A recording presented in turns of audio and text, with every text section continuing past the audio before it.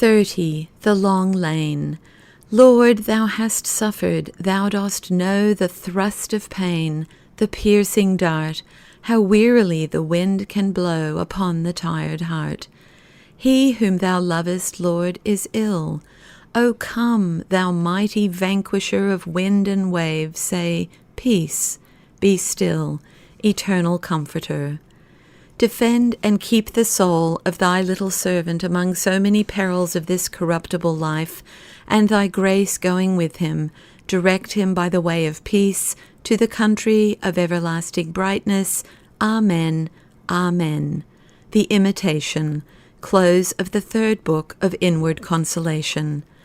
O Christian worker, Christian soldier, Christian pilgrim, in the midst of your contest and your running today, or in what seems the midst of it, for the end may all the while be just upon you, take heart often from the thought that even so for you, if you are true to the blessed name, it shall one day be. The last care will have been felt and cast upon the Lord. The last exhausting effort will have been made. The last witness under difficulties borne. The last sorrow faced and entered. The last word written. The last word spoken. And then the one remaining thing will be to let the Lord, the man at the gate, lift thee in and give thee rest. Bishop Moule on 2 Timothy 4:7. The beautiful paragraph closing with the man at the gate lifting us in, giving us rest, must have been to multitudes a very word from heaven. It has been with me ever since I've read it first in the heat of battle in 1906. And so I believe that the way of peace is found in looking on to the end of the Lord, not in puzzling over the beginning or the middle of his ways. The brother who drove us that night through the rain along the dark road had been to Persia. He told us how the famous carpets are made by two sets of workers working towards the center. They sit on a bench on one side of the warp, which is hung from a beam above. The designer stands on the other. He holds the pattern in his hand and directs the workers by calling across to them, in a kind of chant, exactly what they are to do. Near them are variously colored bobbins.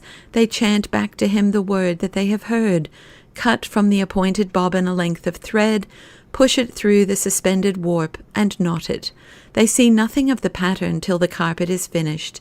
Then the designer cuts off the loose threads and shears the pile down to the required level. The workers choose nothing, see nothing.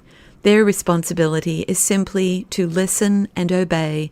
But when the carpet is finished, the blending of color with color is seen, and how each several knotted thread had its part to play in the design. We are now in November 1932, and a letter has come today from one who is more in bonds than I am, though she can walk about. There is a sentence in her letter that brings her straight into our company. She speaks of the long spell of pain which seems to be far from being over even now, though it is more than 5 weeks since the operation, and tells how she has gone daily to the hospital for the last 3 weeks for treatment, and that may have to continue for a long time. The long time was shortened. She passed out of reach of pain a few weeks later. What you say about such times being opportunities of proving his promises and finding a little bit at a time to be spirit and life has been exactly my experience.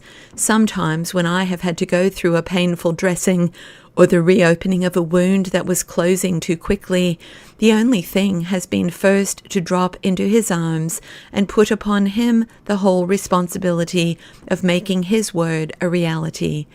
I have longed that it might be made real to others also through this. I like the translation of Rotherham that you sent so much. Psalm 63:8. My soul hath run clinging to thee, on me hath thy right hand laid hold. The thought in it has often come to me these days.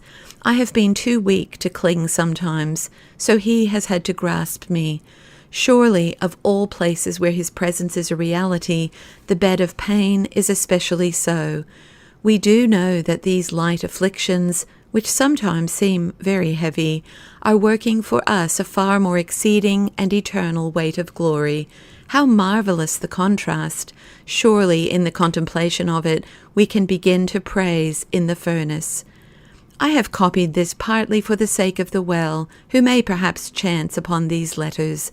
It is easy to think the worst is over when an operation is over.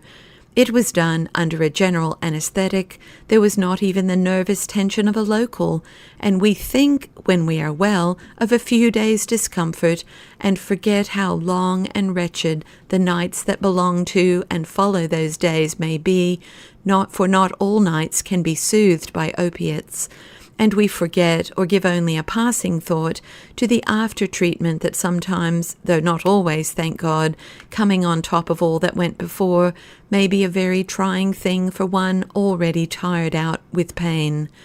I want to touch as many of the strings of the harp of pain as I can, and so I am moved to emphasize the usually forgotten, and to ask the better and the well to help the ill through what may be the hardest part of all, if the trouble be like a very long lane with no turning even in sight. Help them through by not forgetting how long and how rough to the feet that lane can be. He comforteth them that are losing patience is a sweet little word from Ecclesiasticus. He does indeed, and he calls for fellow comforters.